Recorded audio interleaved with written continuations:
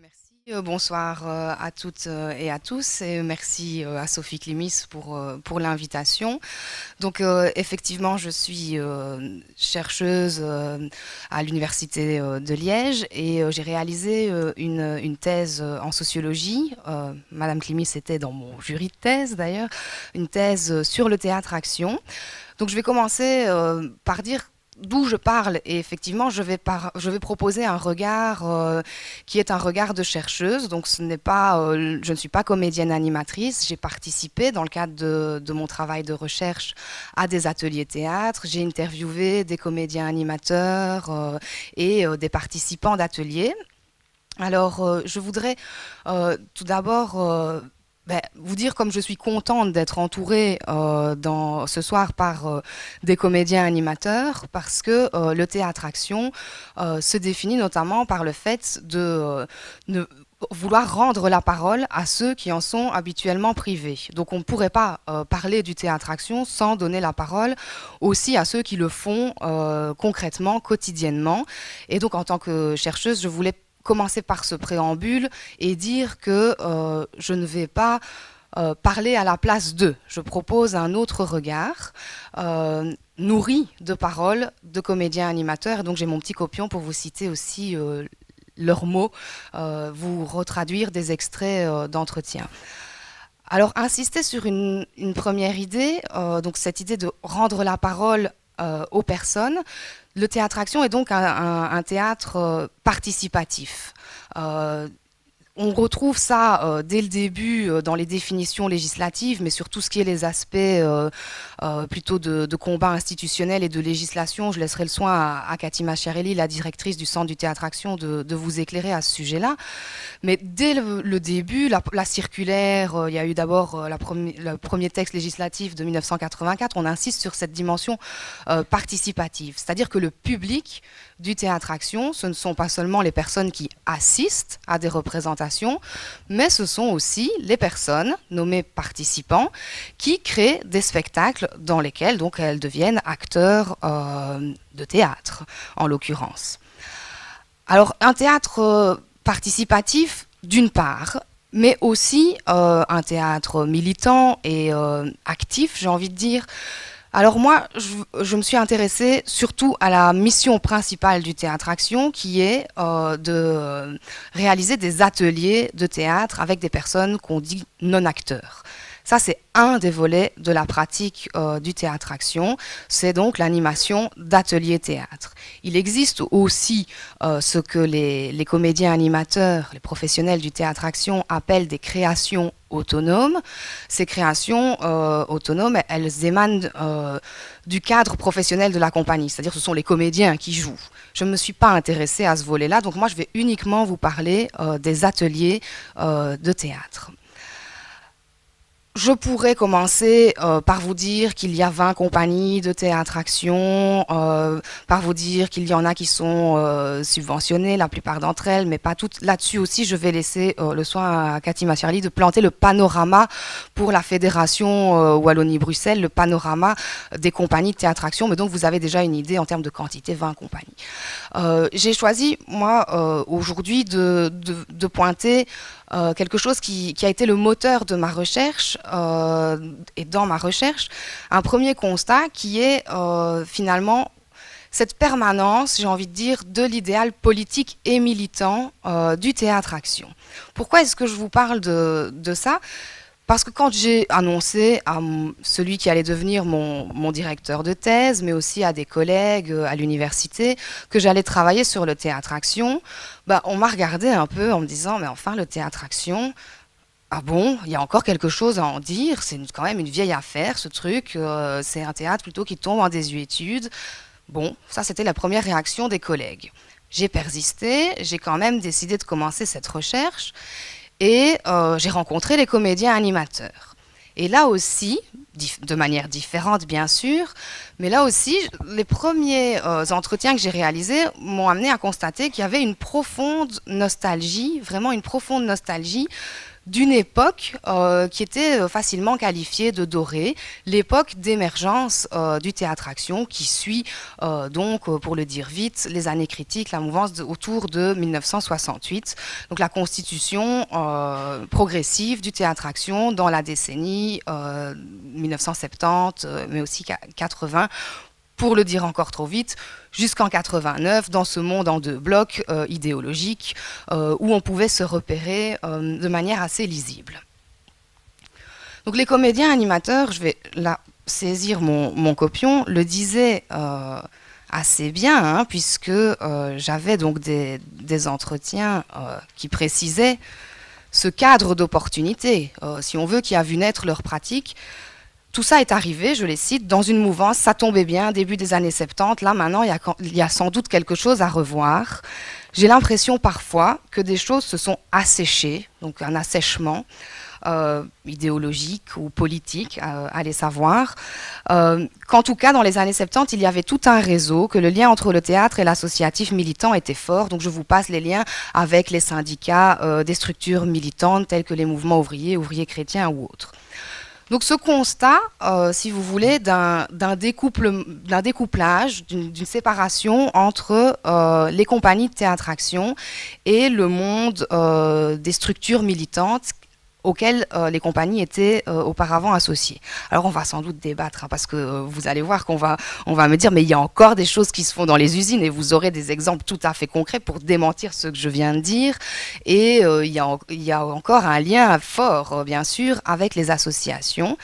Mais de manière générale, les associations qui sont sollicitées aujourd'hui dans le théâtre-action, c'est principalement celles qui travaillent, les structures qui travaillent dans l'accompagnement des personnes en termes d'accompagnement socio-professionnel. Donc on voit beaucoup d'ateliers, de plus en plus, même si, bon, j'aime pas l'expression de plus en plus, mais on peut le quantifier, qui se mettent en place avec des centres publics d'action sociale notamment, avec des entreprises de formation par le travail, des organismes d'insertion professionnelle, enfin tout le monde de l'accompagnement social.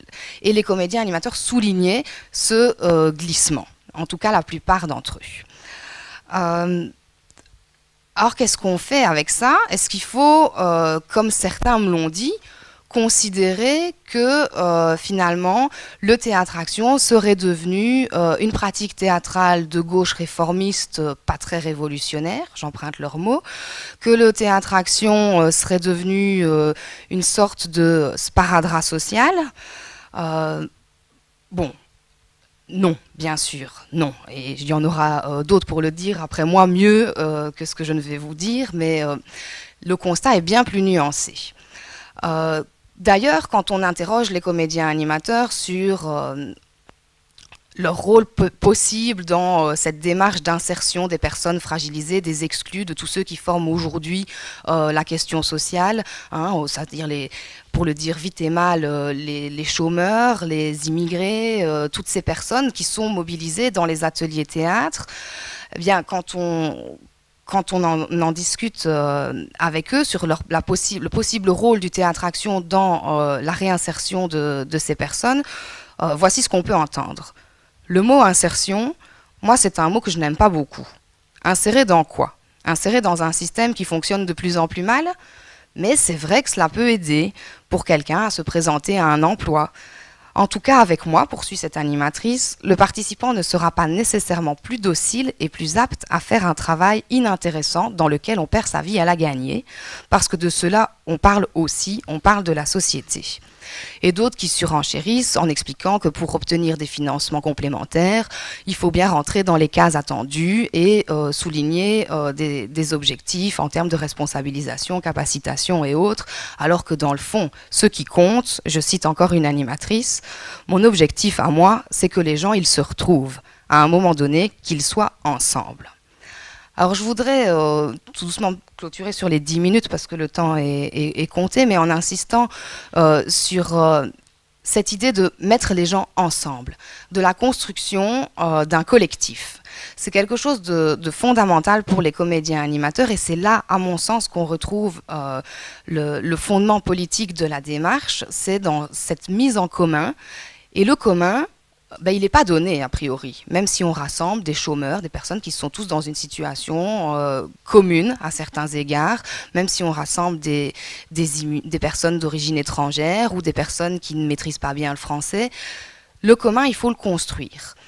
Et là, se trouve l'essence même du politique dans la démarche du théâtre-action, c'est de parier sur cette possibilité d'un commun, de faire émerger cette parole qui va devoir devenir une pièce de théâtre, et en même temps, elle ne doit pas non plus devenir, elle peut échouer à devenir une pièce de théâtre. Donc il y a là une ouverture fondamentale dans un processus qui justement, beaucoup d'animateurs le répètent en atelier lors de mes observations, j'ai pu le remarquer, on ne se braque pas sur le résultat.